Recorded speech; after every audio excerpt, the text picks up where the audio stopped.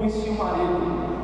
E também, semelhantemente, o marido não tem poder sobre o seu próprio corpo e sim a mulher. Não vos priveis um ao outro, salvo por mútuo consentimento, por algum tempo, para vos dedicardes à oração, e novamente vos ajuntardes para que Satanás não vos tente por causa da incontinência.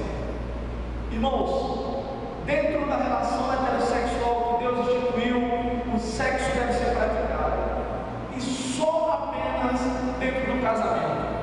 Não é à toa que Deus instituiu que o casamento deve ser entre um homem e uma mulher. É para que o sexo seja praticado com constância, e a constância que vai dizer é o casal, de acordo com a necessidade. A Bíblia não diz quantas vezes deve ser ao ano, mas diz que o marido deve à mulher, e a mulher ao marido, e eles devem pagar essa dívida sexual que um tem para com o outro. E que essa historinha que o movimento feminista inculcou na cabeça de muita mulher, que quando ela está com raiva, dizer, durante 3 semanas não tem, isso é pecado. Em primeiro lugar, porque guarda mágoa no coração para com o marido. Em segundo lugar, porque a Bíblia não diz que a mulher pode decidir ou que o marido pode decidir. Não. O marido tem a autoridade que Deus lhe deu sobre o corpo da mulher. E a mulher também recebeu essa autoridade do Senhor de ter domínio sobre o corpo do marido. E quando um quer, os dois têm que pagar suas dívidas. Deus instituiu isso. E essa questão da heterossexualidade e do sexo no casamento é tão importante que, na primeira carta de Pedro, capítulo 3, versículo 17, Pedro diz que se o casal não estiver com uma vida sexualmente ativa, regular, tudo certinho, a oração não sobe para o céu. A oração não é aceita diante de Deus. Se o casal está brigado, ou no português bem claro, porque as crianças já estão lá em cima, se o casal está mal na cama, nem a oração deles é recebida diante do Senhor. O sexo é uma questão profundamente espiritual, porque quem criou o sexo foi Deus, e Deus instituiu que o sexo deve ser praticado, largamente praticado, dentro do matrimônio. E matrimônio para Deus é macho com uma fêmea, homem com mulher, e não há exceções. A quarta característica de um lar bíblico, de um lar cristão, é que o lar cristão deve ter princípios de autoridade. Veja só, capítulo 2 de Gênesis, versículos 22 e 23. E da costela que o Senhor Deus lhe havia tomado, formou uma mulher e a trouxe ao homem. Então disse o homem: esta é agora osso dos meus ossos e carne da minha carne. Ela será chamada mulher, porquanto do homem foi tomada. Agora veja Gênesis 3:20. O que diz? Gênesis 3:20. Adão chamou Eva, a sua mulher, porque ela foi a mãe de todo vivente. Depois que o homem pecou, Deus vem até o homem e dá maldições para o homem, dá maldições para a mulher, para a terra, para a serpente, para todo mundo.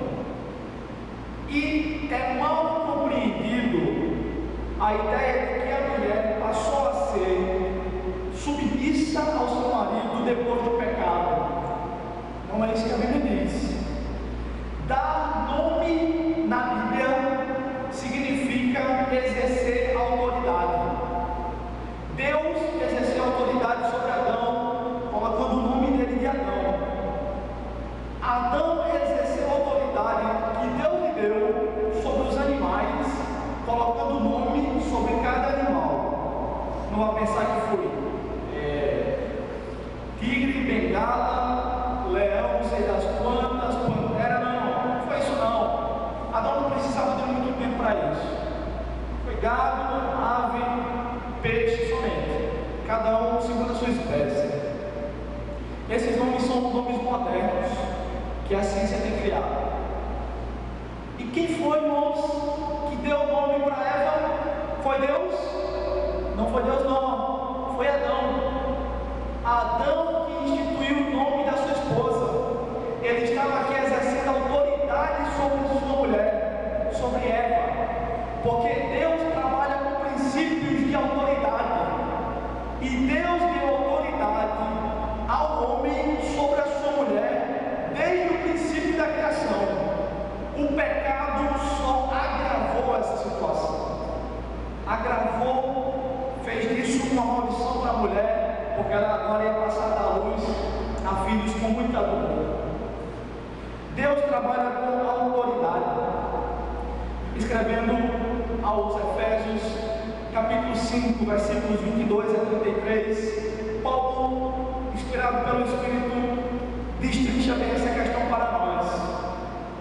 Cristo é o cabeça da igreja, o marido é o líder do lar, os pais exercem autoridade sobre os filhos, e todos os cristãos na igreja devem se submeter uns aos outros.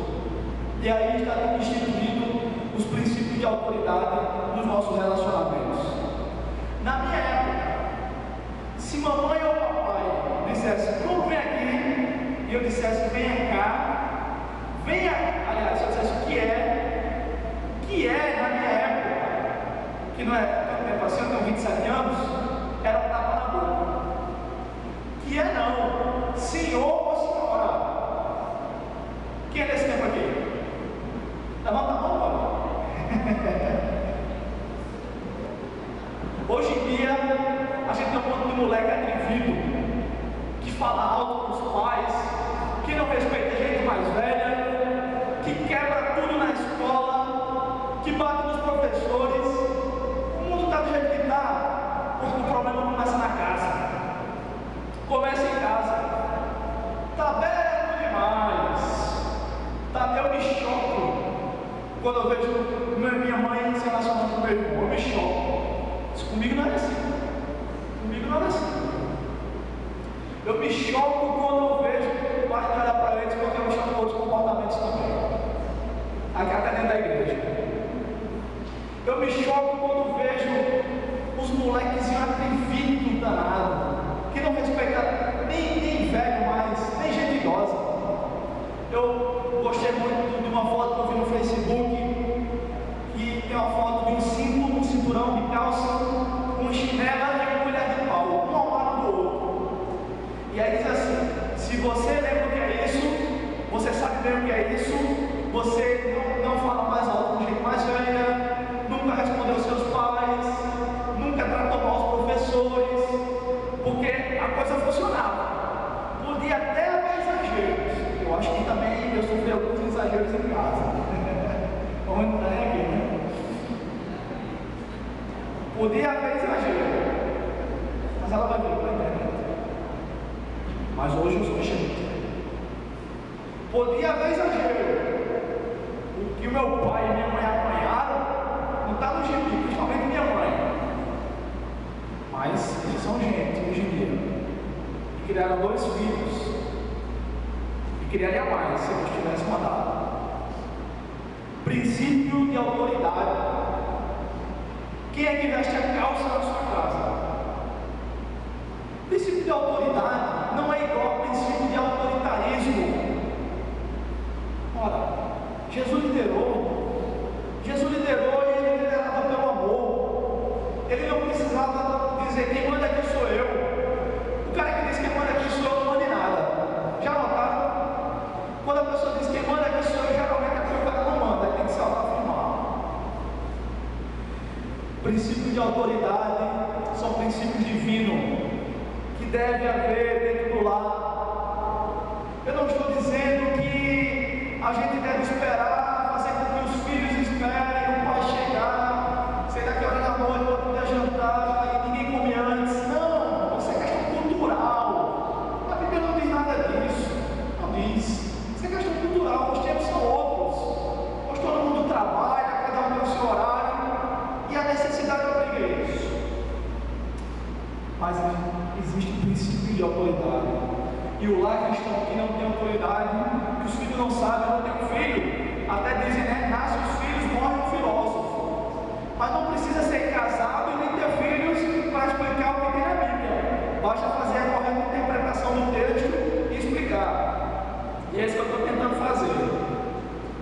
Quando os filhos não têm autoridade em casa, a coisa desanda. Dr. Shelley conta que lá na Bolívia, onde ele nasceu, o pai, certa dia, juntou os filhos, se não me engano eram 6, e colocou um chicote de boi pendurado atrás da porta da cozinha. Reuniu os filhos diante daquele singelo chicote e disse: nessa casa ninguém vai responder mal à mamãe. E os filhos, motivados por aquele instrumento de tortura pendurado ali, balançavam a cabeça, confirmando aquele fato. Nessa casa nunca vai ser dita uma mentira. Eles dizendo amém para aquilo. Nessa casa sempre vai se obedecer o papai e a mamãe. Nessa casa nunca vai se chamar um palavrão. E eles balançaram a cabeça. Resultado: dos 6 filhos, 5 são missionários. Apenas uma das filhas do senhor Shelley não se tornou missionária porque o marido não quis ser missionário junto com ela. Princípio de autoridade. Quinto lugar, a família cristã deve ser essencialmente cristã e não mista. E agora eu vou pedir um pouco mais de paciência e atenção aos irmãos, porque talvez esse seja um princípio mais complicado de explicar. Sempre que a gente lê na nossa Bíblia, no Antigo Testamento, a palavra Deus, essa palavra é a tradução da palavra hebraica Elohim, que significa Deus ou deuses. Sempre que a gente lê a palavra Senhor, com todas as letras maiúsculas, é a tradução de 4 consoantes hebraicas, que deve ser talvez Yahvé, Yahvé, Javé. Jeová eu acho que não dá para traduzir, mas é a tradução dessa palavra, que significa eu sou o que sou. Quando Deus apareceu para Moisés, lá em Êxodo capítulo 3, naquele episódio da sarça ardente, e Deus disse: vai lá, Moisés, libertar meu povo. Moisés perguntou: quem és tu, Senhor? Aí ele disse: eu sou. Você vai lá e diz que o eu sou te enviou. E a tradução desta palavra Senhor, com todas as letras maiúsculas, é essa: eu sou o que sou. Deus é o que é, Ele é eternamente, Ele não muda, Ele é sempre aquela mesma pessoa, o Deus poderoso, onipotente. Então, no primeiro capítulo de Gênesis, no princípio criou Deus os céus eternos, e Deus criou isso, Deus criou aquilo, é só a palavra Deus, porque Elohim fala de um Deus grande, diz que Deus é grande, um Deus criador, um Deus poderoso, mas a palavra Senhor aparece no capítulo 2, apenas no capítulo 2, com todas as letras maiúsculas, e fala do relacionamento que Deus deseja ter com o ser humano. Porque quando Deus foi criar o homem e a mulher, a palavra que aparece é a palavra, essa talvez seja Jeová ou Senhor, porque Deus não cria o homem de forma indistinta, como Ele criou os céus, a terra, os pássaros, os animais. Não, Ele cria o homem para manter relacionamento com esse homem. Então a palavra que Moisés utilizou para descrever esta criação, mesmo se referindo a Deus, é uma palavra especial, que fala que Deus deseja se comunicar conosco, de um Deus que comunica conosco, que deseja a nossa atenção e a nossa obediência. E o que eu quero, e o que é que isso tudo tem a ver com a família cristã? Ora, você que almeja casar e está paquerando uma moça que não é cristã, Deus não deseja isso para você. Serve também para a moça que está paquerando um rapaz que não é cristão, porque a família, de acordo com os padrões divinos, é que os dois sirvam a Deus. Não é que um seja um servo de Deus, um filho de Deus e um filho do diabo, não. É que os dois sejam essencialmente cristãos e não uma família mista. É isso. É isso. Sabe uma coisa que os crentes inventaram? É o tal do centro da vontade de Deus. Esta frase não aparece na Bíblia.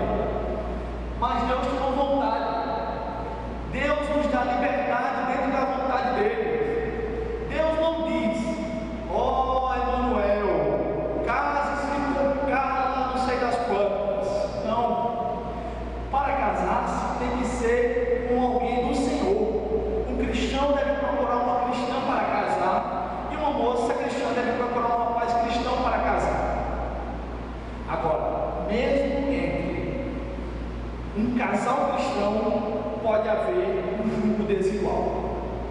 Julgo desigual, irmãos, entre nós, não é apenas quando um é crente e o outro não é crente. Digamos que um camarada que estudou, que fez até o doutorado, e aí ele quer se casar com uma irmãzinha que não sabe ler e nem tem interesse em aprender. Os dois são fiéis crentes, fiéis servos de Deus, mas eu lhe pergunto, vai dar certo um casamento desse? Qual é a tendência? Julgo desigual. Digamos que o rapaz, ele quer ser um grande empresário, mora numa cidade grande, no mínimo em Recife, e ele quer gerar fortuna, fazer fortuna. E a moça quer trabalhar com crianças desnutridas lá em Angola como missionária. Vai dar certo ou é julgo desigual? Julgo desigual também. Mas nisso Deus não se mete. Você que decide. Deus nos dá essa liberdade. O casal deve ser essencialmente cristão e nunca misto. Em sexto e penúltimo lugar, a família cristã deve constituir nova família. Gênesis 2:24.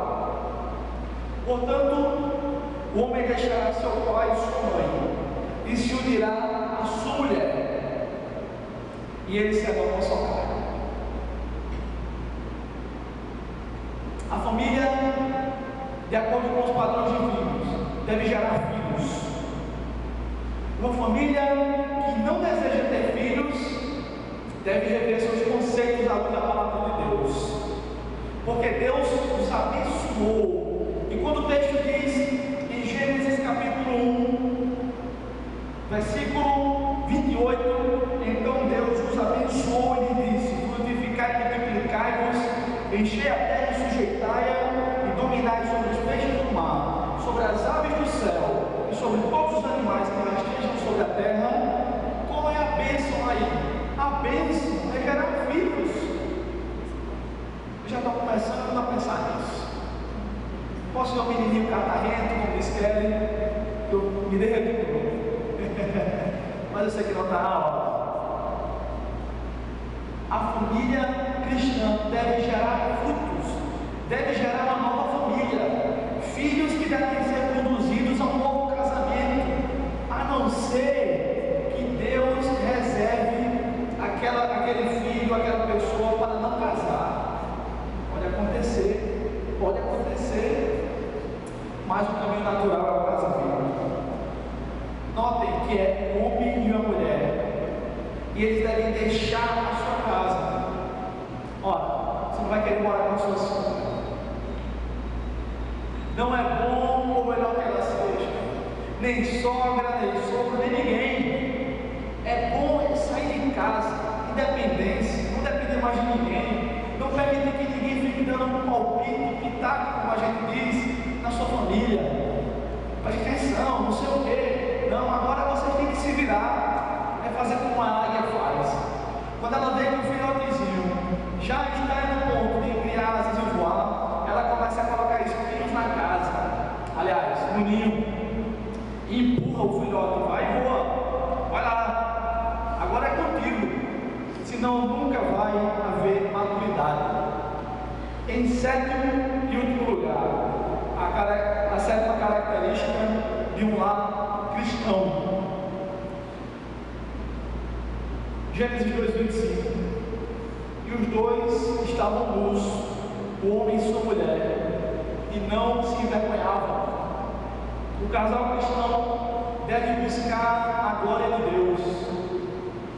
Quando Deus os casou, Adão e